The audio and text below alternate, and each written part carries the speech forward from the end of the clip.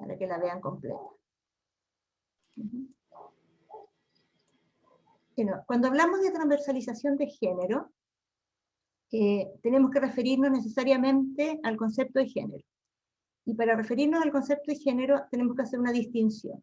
Nosotros lo vamos a usar como una categoría social, como una categoría de análisis, ¿ya?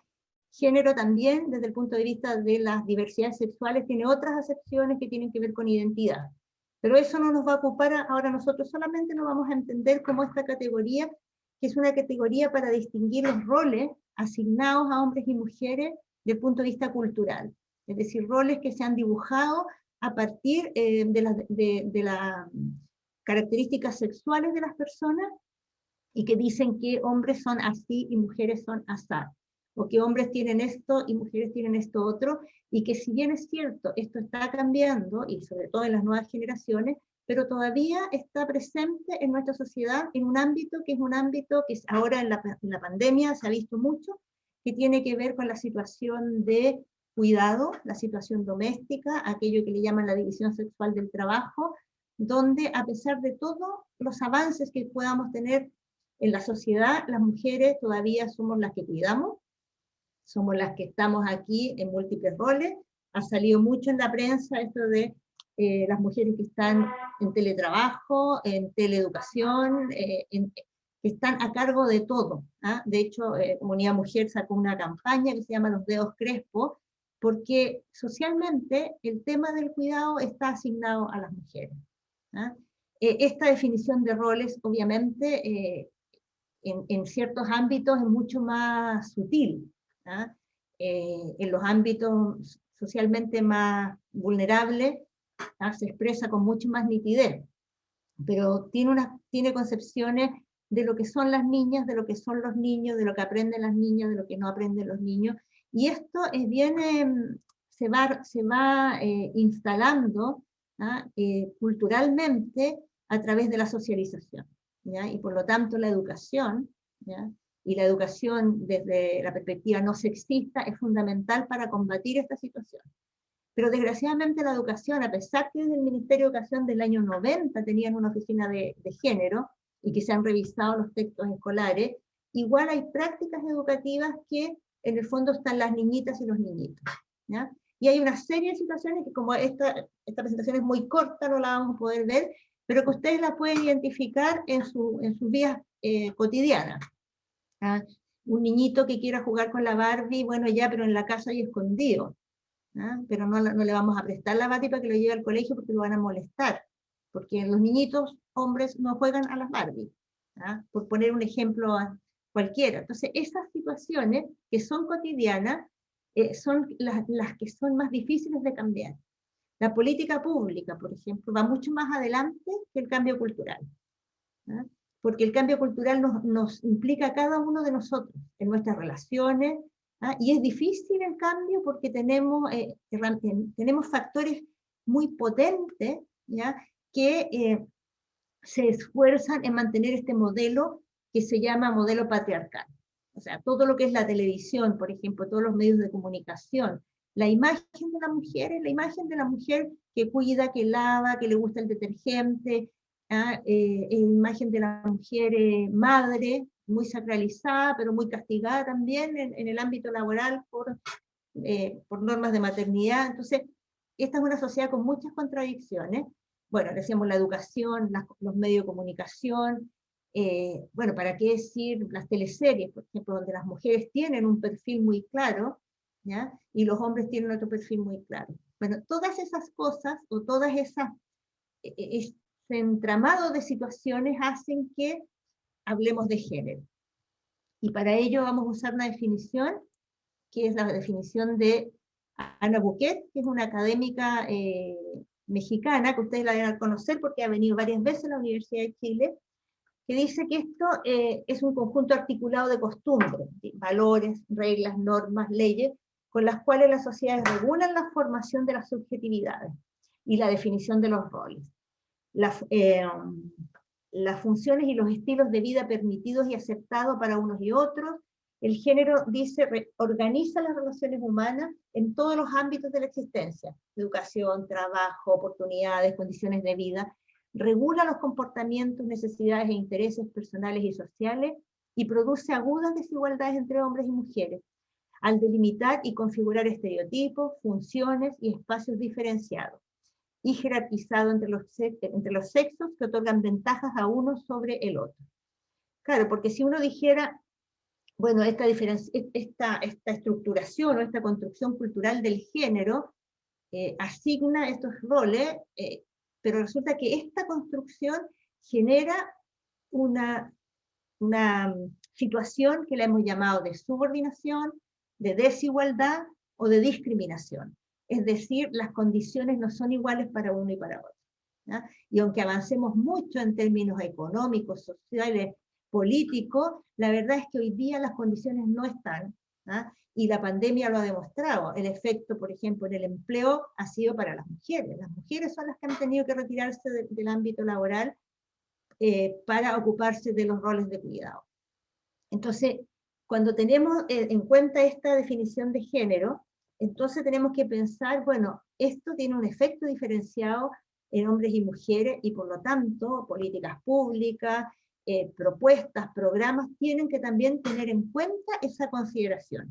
Y eso es lo que le llamamos la transversalización. La transversalización es una mirada que incorpora que la situación de hombres y mujeres en la sociedad es una situación desigual, discriminatoria, subordinada, y que por lo tanto hay que tener acciones correctivas para poner un horizonte que le llaman nivelar la cancha. Es un concepto social, yo les decía, evidencia los roles, ¿ya? Que es determinado por o sea, los roles que no están determinados por las características biológicas, sino por diferentes situaciones, pero es una categoría de análisis, y no estamos hablando, como les decía yo, de identidad.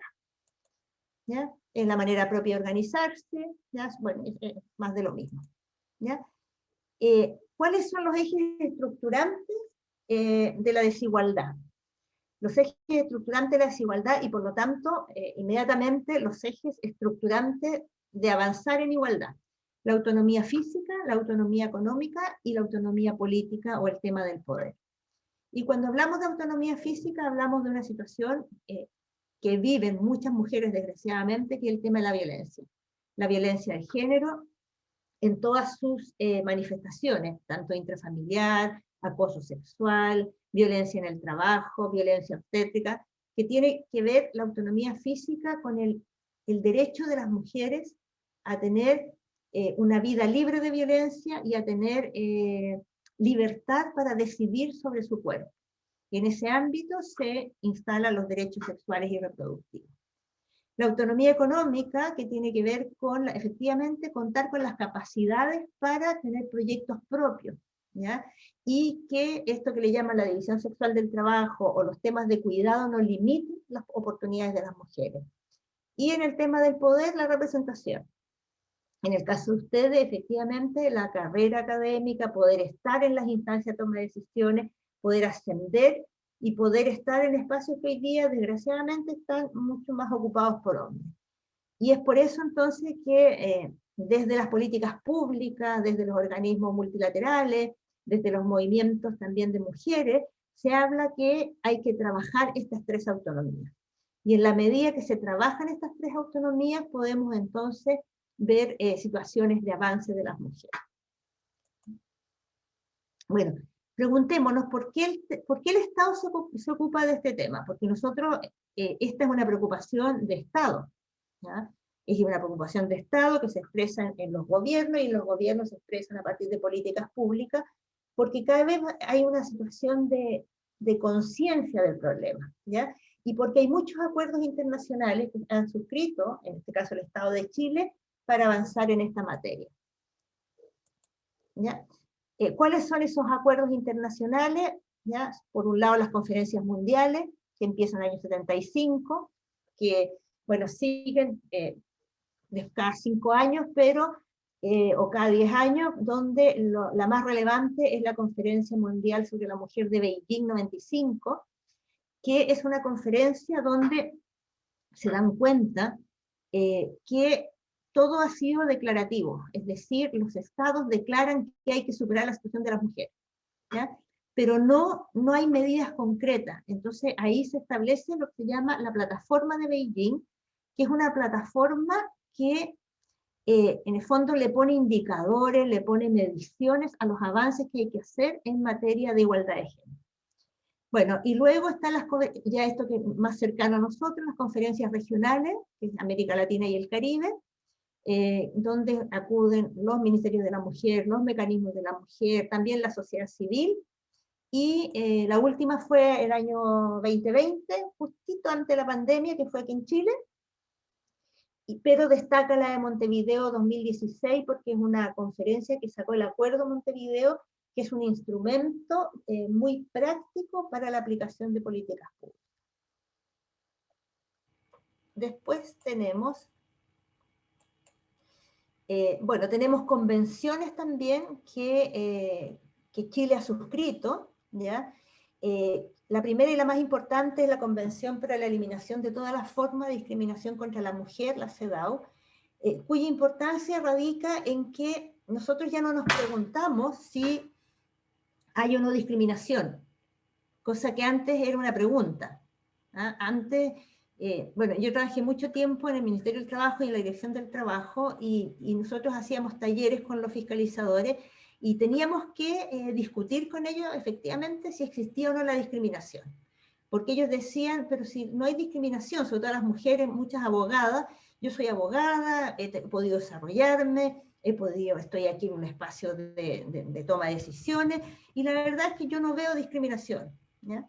Bueno, la convención, la CEDAW, lo que dice es sí, las mujeres, el Estado de Chile reconoce que las mujeres viven discriminación, que tienen desigualdad de derechos, que tienen dificultades de salud, educación, empleo sobre todo, y por lo tanto nosotros, el Estado de Chile, vamos a revertir esa situación a través de instrumentos, de distintos instrumentos que ya los vamos a ver. Está la Convención Belém do Pará, el 94, que es la convención que en el fondo regula todos los temas de violencia, violencia de género, acoso sexual, todo lo que tiene que ver con violencia. Bueno, Chile ahora en plena pandemia, hace un par de meses atrás, o 3, 4 meses atrás, aprobó el protocolo facultativo de la CEDAW, que en el fondo todo aquello que está en la CEDAW se convierte en materia legal, y por lo tanto rige la misma legalidad que tiene la legislación nacional.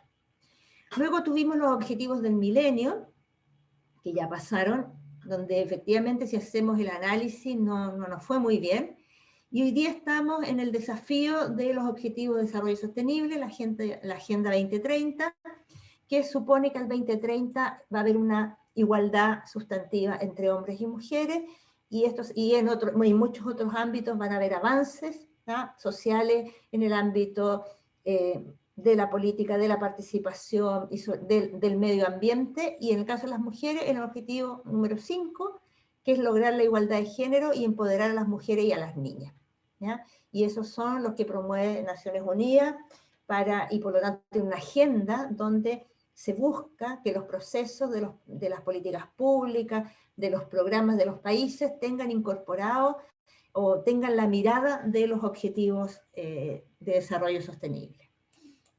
En Chile tenemos herramientas también. A partir del año 90 empezaron a gestarse, bueno, primero se creó el Servicio Nacional de la Mujer, y luego a partir del 94 los planes de igualdad, 94-2000, 2000-2010, 2010-2014, y últimamente 2018-2030, que es un plan que está efectivamente desde la mirada de los Objetivos de Desarrollo Sostenible, y que además fue construido de manera muy abierta, con muchos actores, ¿ah? Fue un proceso muy bonito de creación colectiva de un plan de igualdad. Están las agendas de género también, que son 2006, 2014, 2018, los compromisos ministeriales de género, que cada ministerio tiene que cada año explicitar el PMG enfoque de género, y todo esto liderado por un ministerio de la mujer y la equidad de género, que tiene también una estructura sectorial donde hay una representación de educación, pero la verdad es que han trabajado muy poco temas de educación superior. Se ha trabajado mucho más lo que es la educación inicial, ¿ya? Pero esos son los instrumentos que tiene el país, y que permiten que nosotros entonces hoy día podamos hacer un trabajo en materia de género con mucho más respaldo que hace unos 20 años atrás. Bueno, ¿qué es transversalizar? Transversalizar es, hay una definición de COSOC, del Consejo Económico y Social de Naciones Unidas del año 97, que, que dice que es un proceso de valorar las implicaciones que tiene para hombres y para las mujeres las acciones que se planifiquen, ¿no? Es decir, cómo las políticas públicas inciden, afectan a hombres y mujeres, ¿ya? Y por lo tanto la transversalización es una perspectiva, es una mirada, es una forma de ver. Si yo entiendo que hay una discriminación entre hombres y mujeres, ¿ya?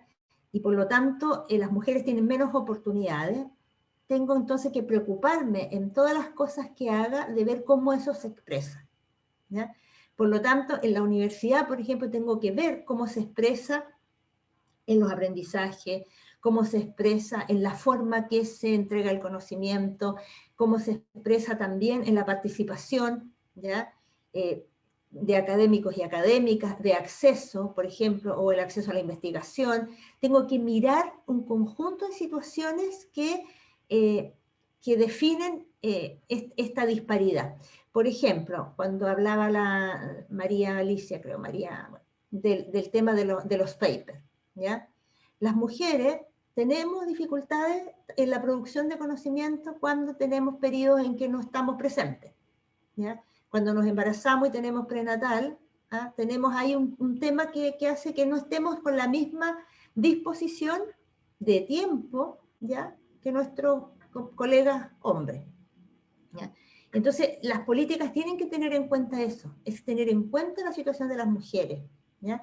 Y es una estrategia entonces para que las preocupaciones, experiencias de las mujeres, al igual que la de los hombres, sean parte de la elaboración, estén en la mirada cuando se estén haciendo las cosas, ¿ya? El objetivo de la integración es conseguir la igualdad de los géneros. ¿Ah? Aquí siempre vamos a hablar de igualdad, y es una estrategia, ¿ya? Para asegurar que esta perspectiva, esta mirada, ¿ya? Transversalice la legislación, la política pública, los programas, en todas áreas y niveles, ¿ya? En el caso de ustedes, que se transversalice a nivel de las dimensiones más importantes de lo que es la educación superior. Esta sitúa la igualdad de género en el centro de la toma de decisiones, ¿ya? E incluye los puntos de vista y prioridades de las mujeres, ¿ya? Algunos le llaman los lentes, ¿ya? Los lentes de género, es decir, cuando yo ya me doy cuenta, ¿ya? De esta situación, puedo mirar la realidad de otra forma, entonces me pongo los lentes de género que me permiten mirar la realidad y entender la perspectiva, ¿ya? Como ahí veo a Marcela Muñoz con su niña, de lo que estamos hablando de los cuidados, ¿ya? Seguimos. A ver. ¿Ya? Los requisitos para la transversalización, ¿ya? Tiene que ser, bueno, primero que el enfoque contemple la perspectiva de género, poner el énfasis no en las mujeres, ¿ah? Ni en los hombres, esto no es políticas para mujeres, ¿ah? Y es muy importante esta distinción. Cuando uno trabaja desde un enfoque de género, lo que está haciendo es ver cómo se afectan las relaciones entre hombres y mujeres, ¿ya? Porque las políticas para mujeres, ¿ya? Claro, somos el 52% de la población, por lo tanto nos van a beneficiar igual. Y también mirar a las mujeres como desde la lógica, bueno, se le llama peyorativamente del mujerismo, ¿ya? Tiende a tener políticas muy conservadoras para las mujeres. Generalmente los sectores más conservadores de la sociedad tienen políticas para mujeres, pero las políticas de género, ¿ya? Son más progresistas porque entienden este tipo de relaciones y también tienen políticas que benefician a los hombres, ¿ah? Por ejemplo, abrir espacios efectivos a la paternidad de los hombres, ¿ya? Hablar de nuevas masculinidades, invitar a los hombres también, no invitar, en realidad no es la mejor palabra, sino que hacer efectivamente corresponsabilidad, ¿ya? Entender que el trabajo puertas adentro es una corresponsabilidad, no es una asignación, que tengo el mismo derecho de hacerme cargo de mi casa y que mi señora salga a trabajar y yo darme un año sabático o 2 años, o ser dueño de casa de frentón, y que eso no tenga costo social, ¿ya? Otro requisito es considerar que hay relaciones desiguales, ¿ya? Y aspirar a un desarrollo equitativo con mujeres y hombres con poder de decisión. Por ejemplo, cuando uno habla de la transversalización y cuando habla, por lo tanto, de políticas que incorporan la transversalización, incorporan el enfoque de género, también tienen en cuenta a los hombres, ¿ya? Cuando ahora que vino la convención constituyente desde el punto de vista paritario, ¿ya? La idea era que no era asegurar solamente que hubiera la mitad de mujeres, sino que estuvieran representados ambos sexos. Y la ley que tiene Chile de participación equilibrada tiene que ver con eso, ¿ya? Y ustedes saben que algunas mujeres no pudieron ser constituyentes porque tuvieron que darle su espacio a un hombre. Entonces, esto se trata de generar políticas que nos beneficien a todos, pero sobre todo partir por aquellos que estamos más atrás y que desgraciadamente somos las mujeres, ¿ya? Ahora, ¿qué supone la perspectiva de género? Supone un análisis de género, ¿ya? Y el análisis de género tiene que ver primero con identificar los problemas, ¿ya? Eso es central. Cuando uno no tiene claro la identificación del problema, todo lo que haga va a estar errado, y sobre todo en la fase del diagnóstico, ¿ya? Y entonces el diagnóstico tiene que buscar la información y las evidencias para ver cómo esto se hace de manera diferenciada, ¿ya? Y esto, lo más importante para el análisis de género y el punto de partida es la información desagregada por sexo. O sea, si uno no sabe cuántos hombres y cuántas mujeres, ¿ya? Son afectados, ¿ya? Cuando uno tiene cifras globales, ¿ya? El programa de beneficio agrario y no sé, crédito para microempresarios agrícolas llegó a 50.000. Y resulta que yo no sé si esos 50.000 fueron hombres o mujeres. Debo suponer que fueron mucho más hombres que mujeres, ¿ya? Pero si no tengo esa información, no puedo articular una política, ¿ya? Y por lo tanto, si no puedo articular una política, voy a hacer una política errada. Entonces tengo que saber, tengo que tener la información, pero no, porque en las universidades hay mucha información, por ejemplo, ¿ya? Pero no solo la información que esté desagregada, sino que también tener acceso a la información y que la información esté, ¿cómo decirlo?, que sea asequible y que sea transparente y que todos podamos tener la información, ¿ya? Y no con distintos sistemas. Entonces yo agrupo la información de esta manera, yo de esta otra, y después no se pueden hacer efectivamente diagnósticos de cómo, en el caso de ustedes, cómo están las relaciones entre hombres y mujeres en la universidad, o a nivel de alumnos, o a nivel de académicos, o a nivel de trabajadores. Por lo tanto, esta es un punto central, ¿ah? Saber quiénes son, quiénes participan, cuáles son los obstáculos, son preguntas necesarias para un análisis de género. Me voy a apurar porque estoy... Bueno, lo fundamental es el diagnóstico, ya lo habíamos dicho, ¿ya? Y las herramientas clave, como les decía, son las estadísticas de género y los indicadores de igualdad de género, ¿ya? Los diagnósticos nos permiten identificar las brechas, las barreras y las inequidades de género, ¿ya? Por lo tanto, es muy importante tener una mirada diagnóstica certera. Y en este sentido, y vinculándolo con el sello Género Igualdad, el sello Género Igualdad, una vez que definió las dimensiones, las metas o los estándares, ¿ah?, y los indicadores para llegar a cada una de esas metas, vino un proceso que ustedes participaron todos, que fue el proceso de diagnóstico, ¿ya? Y el diagnóstico se hizo en relación a cada una de las dimensiones. Y cada dimensión, ¿ya?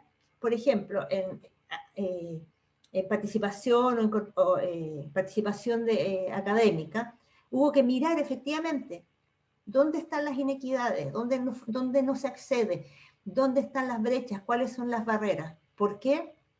Porque de la etapa diagnóstica surgía el plan de acción. Y el plan de acción es la posibilidad de corregir las brechas y las inequidades que están presentes en cada una de las dimensiones. ¿Ya? Entonces, bueno, y los indicadores sirven porque dan cuenta de los grados de desigualdad entre hombres y mujeres, ¿ya? Y por lo tanto nos permiten tener una evaluación de la situación, ¿ya? Permiten medir los avances, el estado de las políticas, de los programas, y los efectos y los cambios que tienen, ¿ya? Ahora, todo este lenguaje se ha hecho para el nivel de la política pública, porque la transversalización de género efectivamente en nuestro país parte desde la administración pública, ¿ya? Y parte con un programa que es el PMG, que se llama Programa de Mejoramiento de la Gestión, que tiene una versión de género, donde se invita a todos los servicios públicos a transversalizar el enfoque de género en la provisión de su producto, de sus servicios, ¿ya? Y por lo tanto fue un proceso que tuvo que hacer el sector público, que empezó ya antes, en 98 por ahí, en que tuvieron que mirarse desde un enfoque de género. Ahora, bueno, después voy a ir a las situaciones reales, porque todo esto es maravilloso, pero la verdad es que estamos en el 2021 y los servicios no han avanzado mucho en esto, ¿ah? Porque es un proceso complejo, porque requiere mucha voluntad política y porque requiere que también ciertas pérdidas, ¿ya?, de espacio, de poder o de representación para aquellos que lo han tenido durante mucho tiempo. Bueno, ahora vamos a ir a la universidad. A partir del año 2000, ¿ya?, se empiezan a desarrollar distintas iniciativas de premios, certificaciones en materia de género, ¿ya?, usando los premios o las certificaciones como una herramienta de transversalización, ¿ya? También, y ustedes son testigos de eso, empiezan a generarse muchos centros, ¿ya?, de estudios de género. Ustedes tienen CEGEGAL, tienen CIEG, ¿ya?, pero son centros que están destinados a estudiar y hacer investigación en materia de género, ¿ya? Y luego vienen muchas iniciativas en materia de violencia de género, acoso sexual, discriminación, planes de igualdad, etc. ¿Ya? Todos estos instrumentos, ninguno de ellos constituye una globalidad, como lo es el sello Género Igualdad. ¿Ya? Bueno, yo aquí, antes de esto, les voy a dejar esta planilla, no la vamos a mirar ahora, pero son distintas iniciativas que recopiló Francesca Rosales cuando estaba en la DIGEN sobre una publicación inglesa que hizo todas estas tablas, que son las distintas iniciativas que habían, pero eran iniciativas puntuales, por ejemplo, o miraban la investigación, o miraban STEM, o miraban número de académicos y académicas, pero no había una cosa sistémica, ¿ya? Entonces, no se asusten porque no van a ver nada, me imagino, porque son muy pequeños los números, pero van viendo distintos proyectos, ¿ya? Y aquí, bueno, esto lo van a tener, a quienes aplica, pero lo más importante de la planilla es que a nivel de resultado casi ni uno ha tenido impacto, ¿no? Y ahí lo van a ver después ustedes con calma, ¿no? No hay revisión, no hay seguimiento, ¿no? Son muchas iniciativas sueltas, ¿no?, por decirlo de alguna manera. De esta yo les recomiendo mirar Athena Swan del Reino Unido, la de Suecia, que es una muy particular, el modelo de equidad de género de México, que parte con un modelo de equidad más general, ya que está más vinculado a las empresas y después se aplica a las universidades, y en esos años, entre el 2003 y el 2008, se certificaron más de 25 universidades, ¿ya? Y hay uno de la UNESCO, que es de Magdalena Erdoiza, que es una propuesta para transversalizar género, que está en internet, que es muy interesante, y yo les puedo mandar los links de cada uno de estos, ¿ya? Esto solo para contarles que esta preocupación viene no solamente aquí en Chile, sino que es una preocupación que viene y que se está desarrollando en muchos lugares. Ay, faltó una lámina. Bueno, pero no importa. Faltó la lámina que dice por qué certificar y por qué la transversalización es una estrategia, ¿ya? O sea, la certificación es una estrategia de transversalización. Porque nos permite consignar procesos, ¿no? Nos permite una mirada de conjunto, nos permite ponernos también metas e indicadores que tensionen a las organizaciones, ¿no? Entonces, para ir redondeando, hablamos del enfoque de género, hablamos de la necesidad de incorporar el enfoque de género en nuestras acciones. El 2018 fue un momento muy importante para nuestro país, ¿ya? El 2018 surgió una exigencia, ¿ya?, en materia de género. Exigencia que se refleja, por ejemplo, en que un conjunto de prácticas, ¿ya?, de actitudes, de situaciones que se desarrollaban en los ámbitos y en las organizaciones, hoy día sean absolutamente prohibidas, ¿ya? Y todo aquello que estaba normalizado, hoy día lo miramos con otros ojos, ¿ya? El 2018 fue un momento importante porque permitió, ¿ya?, que tuviéramos una reflexión sobre estos temas, y es un momento que además surge, bueno, de la Universidad de Austral y de la Universidad de Chile, ¿ya? Con el caso del acoso sexual en la Facultad de Derecho. Y eso pone en cuestión y pone un conjunto de temas que no habían sido tocados, y pone un conjunto de conversaciones también, ¿ya? Entonces, y luego la Universidad de Chile, que es pionera en materia de género, porque fue una de las primeras en tener primero la oficina y ahora la dirección de género, ¿ah?, y en tener un conjunto de herramientas que mejoran la situación de mujeres en la universidad, la campaña de acoso sexual, la política de prevención de la violencia, la política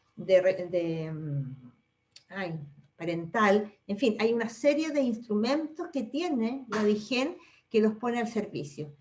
Pero en algún minuto también había que mirar desde los lentes de género el quehacer universitario, ¿ya? ¿Qué pasa con la investigación? ¿Qué pasa con el acceso a los fondos? ¿Ah? ¿Quiénes investigan más? ¿Cómo generamos políticas también de promover que las mujeres puedan tener mayor representación? Por ejemplo, a nivel de comunicaciones, ¿cómo visibilizamos desde la VEXCOM el aporte que hacen las mujeres de las distintas áreas de la universidad? Y entonces ahí la universidad entró en un proceso que dijo, bueno, ¿cuál es la mejor herramienta para lograr este objetivo? ¿Ya? Y la mejor herramienta, dijeron, bueno, certifiquemos. Con todo lo que eso implica, también que es mucha gestión y que la academia y la gestión no siempre van tan de la mano o no se mira con tanto entusiasmo, pero se hizo un proceso muy interesante de definición de estas dimensiones, ¿ya? Y al final se definen 8 dimensiones que tienen que ver con áreas críticas donde es posible generar un cambio, ¿ya? Entonces tenemos la dimensión efectivamente de producción del conocimiento, de investigación, de comunicaciones, de acoso sexual, de políticas de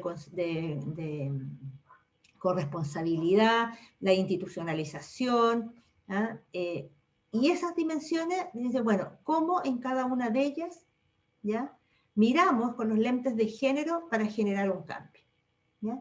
Y ese es el proceso en que ustedes están.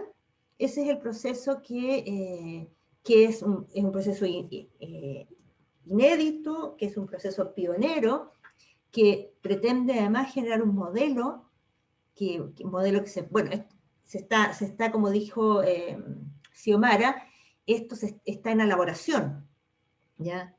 Porque como es la primera vez que se hace algo así, y la característica que tiene es que mira a la universidad en su conjunto, con todas sus dimensiones también y con todos sus estamentos, ¿ya? No es solo la producción de conocimiento, no es solo ¿cómo se llama?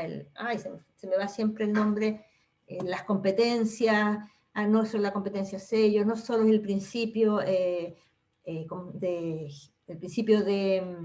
igualdad en el modelo educativo, sino que también son algunas acciones de gestión para los trabajadores, es la política de buenas prácticas, es asumir las brechas salariales, es asumir también la condición de trabajadores y trabajadoras que son los académicos, que son trabajadores también, ¿ya?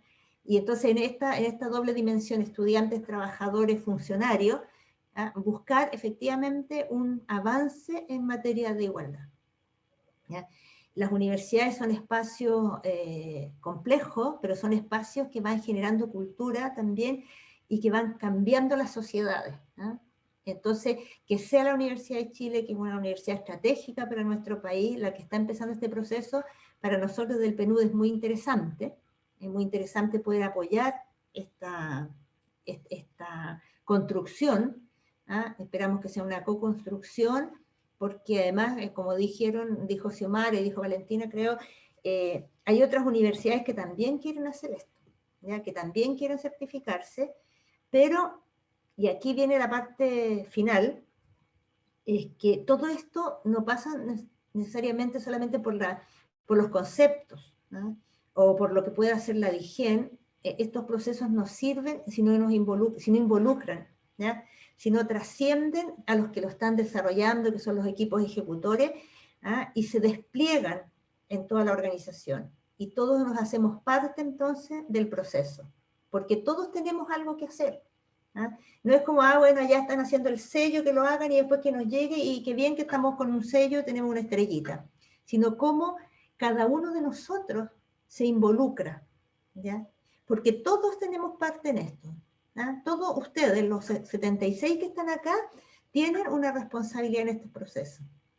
Y eso es la invitación a que lo hagamos juntos, ¿ya? A que apoyen al equipo que lo está haciendo, porque juntos, ¿ah? Si no es para las comunicaciones, para el boletín, para la página web, pero la transformación real se construye entre todos, ¿ya? Yo me quedo hasta aquí porque usé todo el tiempo que me dieron, y creo que viene otro módulo. Así que, bueno, espero haber ilustrado de manera breve, pero esto de la transversalización, enfoque de género, lentes de género y avanzar en igualdad. Muchas gracias. Muchas ¿Vale? gracias, Pamela. Muchas gracias por tu presentación, bastante interesante. De hecho, aquí está el equipo que está trabajando en el proceso de certificación en la facultad. Está Marcela, está Juan Pablo, está Valeria, está Romina, está Martín, vi por ahí, Catherine, Patricia Muñoz, que también está en el proceso, Felipe Celeri, está Rosita también, Uribe, trabajando en la competencia. Está también el equipo que estamos construyendo. Estamos levantando la descripción de la competencia genérica, está Ana Paula también, así que hay hartas personas que son parte del equipo que está levantando esta certificación en facultad, y muchas otras personas también que han querido acompañar esta capacitación para poder, de hecho los convocamos precisamente porque son personas clave para el quehacer universitario, para poder integrar esta mirada, comenzar a integrar esta mirada en el quehacer de la facultad. Y ahora vamos a tener un espacio de conversación. Dejo con ustedes a nuestra subdirectora de investigación, Darinka Radovic, que va a dirigir este espacio también, a que ustedes puedan hacer consultas a Darinka, a Xiomara, y también, por supuesto, a propósito de esta presentación que nos ha hecho Pamela del Programa de Naciones Unidas para el Desarrollo. Darinka. Súper, gracias Valentina y gracias Pamela por la presentación súper completa, aparte que da una visión global de cómo este tema se ha incorporado en distintos ámbitos, distintos niveles. Yo creo que el objetivo de este espacio es hacer una bajada a qué es lo que pasa acá en la universidad, que discutamos un par de datos o situaciones específicas. Yo no sé si todos ya recibieron el autodiagnóstico que se generó en el marco del proceso de certificación. Espero que todos lo hayan recibido. Si no lo han recibido, dejen una nota en el chat y nosotros se los enviamos. Es un trabajo que realizamos en el marco del proceso de certificación en el que participó, bueno, todo el equipo que está acá presente, y además información que hemos tenido que ir recopilando en distintos departamentos, con las unidades. Es un trabajo bien fuerte que hicimos. No vamos a presentar ese trabajo acá porque en verdad es muy largo, sino que nos vamos a enfocar solamente en 3 datos o 4 datos que están ligados. Lo que habló Pamela da cuenta de la complejidad que tiene la transversalización de género en las instituciones, porque cruza aspectos del trabajo, de la formación, de la investigación, o sea, cruza todo el funcionamiento. Por lo tanto, no vamos a revisar todos los resultados del autodiagnóstico, así que los invito a leerlo, a mirarlo, a hojearlo, básicamente, como ver qué es lo que contiene. Pero vamos a revisar 3 resultados principales en las áreas sustantivas, nosotros diríamos, o que son como más importantes para poder generar un proceso de cambio. Les voy a compartir los resultados por acá. La primera dimensión, ahí me avisan si es que la ven, ¿está bien? ¿Ven mi... ¿Sí? Sí, se ve. Sí, se ve bien. Perfecto. El primer resultado que vamos a discutir tiene que ver con algo que mencionó Xiomara también, que es respecto de la dimensión formación, o sea, de cómo la universidad tiene una responsabilidad en formar profesionales y cómo en los procesos de formación está incluido el principio de igualdad de género. Pamela también lo comentó brevemente. Nosotros lo que hicimos fue, con nosotros me refiero a escuela, me refiero a acá está presente también en el área de gestión curricular, que ha estado trabajando muy fuerte ahí, Rosa Uribe en ese trabajo. Se revisaron los planes y más que los planes y programas, las competencias, el currículum, los perfiles de egreso de los estudiantes, y en el fondo lo que se encontró es que no hay una explicitación del compromiso por la igualdad de género en las actuales competencias y perfiles de egreso de estudiantes de la facultad, pero que hay una gran oportunidad para, en el fondo, impulsar este trabajo, debido a que ya existen ofertas disponibles de cursos que permiten formación a nivel integral, hay optativos de especialización que se han desarrollado, y además está todo el trabajo que ha hecho los comités técnicos docentes para la incorporación de las competencias genéricas en el currículum. Entonces, en el fondo, encontramos en el autodiagnóstico como una importante oportunidad, pero también una importante falta en términos de la explicitación, que ahí les ponemos el más allá del biombo, que es en el fondo cómo la universidad ha avanzado en hacer explícito este compromiso en sus planes y programas. El segundo, disculpen.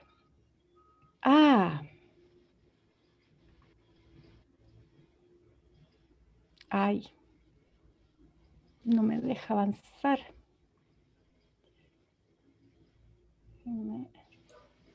¿Pero está el de 50-50? ¿Pasaron ya el de 50-50? Está, es el que está bueno. Ay, a mí no me lo muestra, qué cosa más extraña. ¿Y ahí? También seguimos 50-50, dimensión, representación y avance de la carrera académica. Por alguna razón no me lo muestra. A ver, espérenme un segundo, pero disculpen, voy a compartirles esta otra pantalla, no sé qué pasó. ¿Ahí sí? Sí. A ver. Sí, se ve bien, ahí está el 50-50. Ya, no, por alguna razón yo no lo veo, pero no importa, me lo sé de memoria y me pueden ayudar.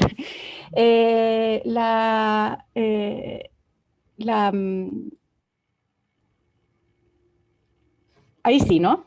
Sí. ¿Sí? Ya. Bueno, la segunda es la dimensión de representación y avance en la carrera académica, perdón por eso, no sé qué pasó, nunca me había pasado.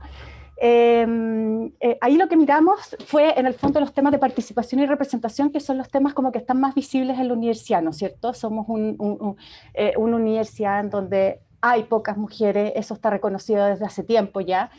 Y bueno, ya lo sabemos también a nivel de pregrado, no me voy a detener ahí, pero sí querían entrar en el tema de la carrera académica. En el autodiagnóstico hicimos un análisis de los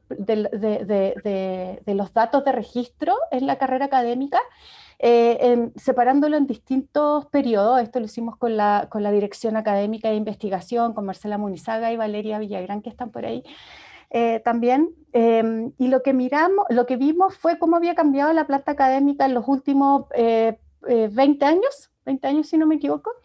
Y lo que encontramos fue que en términos generales la representación de mujeres ha ido en aumento. En el 99 un 14%, en el 2014 prácticamente 15 años después un 15%, aumentó un 1% en esos 15 años.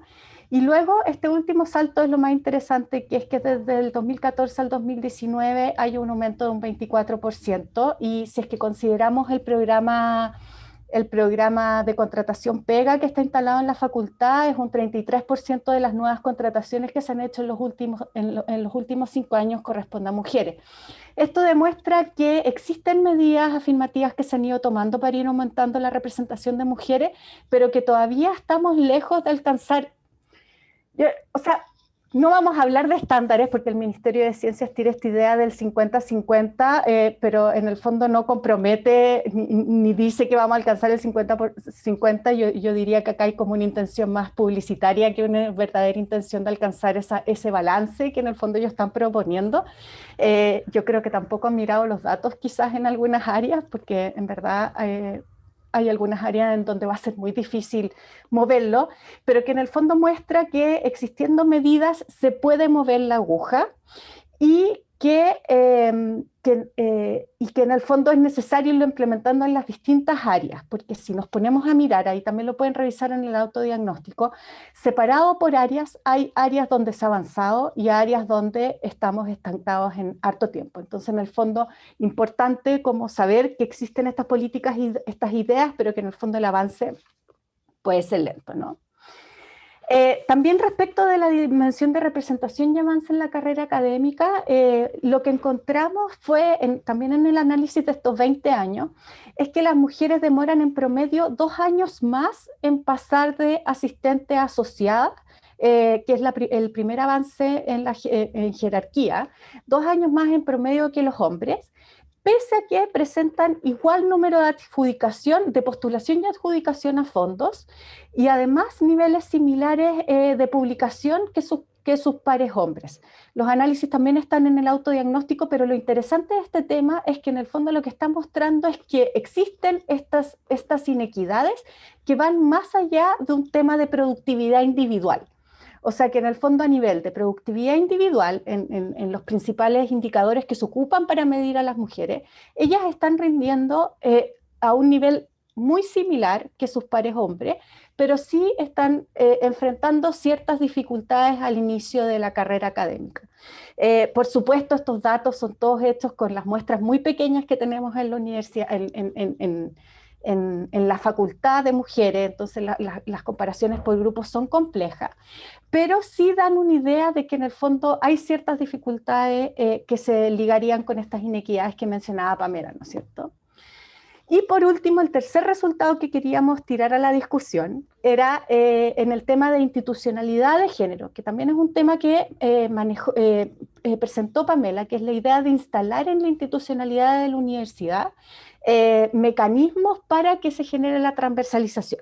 Nosotros tenemos un muy alto nivel de institucionalización a nivel de facultad, o sea, nosotros tenemos una dirección y que en el fondo se demuestra que, o sea, existen actividades que la dirección impulsa, existe participación en la toma de decisiones de la dirección, existe la posibilidad de embarcarse en este tipo de procesos con el apoyo institucional, con el trabajo del resto de las unidades. Hay una fuerte institucionalización a nivel facultad. Pero a nivel de departamento... Estamos en la lámina 50-50 todavía. Ay, no, mentira. ¿Ahí sí? No. No sé qué les pasa. ¿Ahí también seguimos en la lámina 50-50? Sí. No sé qué le pasa, disculpen. A ver.